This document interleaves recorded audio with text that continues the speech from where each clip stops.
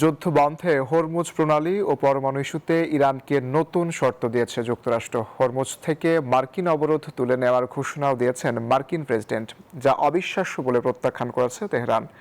অন্যদিকে লেবাননে ইসরায়েলি আগ্রাসন সার্বভৌমত্ব আইন লঙ্ঘনের শামিল বলে উদ্বেগ জানিয়েছে জাতিসংঘ।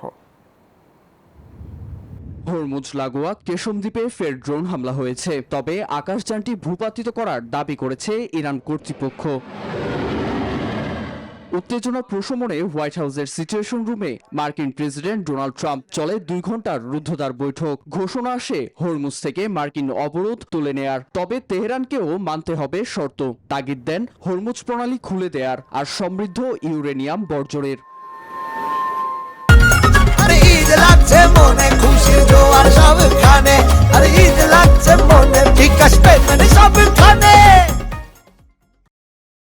এদিকে নিজেদের অবস্থানে অনড় তেহরান। মতবিনিময় চললেও চূড়ান্ত চুক্তি বহুদূর বলে জানান দেশটির পররাষ্ট্র মুখপাত্র ইসমাইল বাঘাই। ৪৭ বছর আগেই বাধ্যবাধকতার ভাষাকে বিদায় জানিয়েছে তেহরান। সমঝোতা চাইলে জব্দকৃত $12 বিলিয়ন সহ তেহরানের শর্ত পূরণ করতে হবে। তেহরান হবে উন্মুক্ত হরমুজের নিয়ন্ত্রক।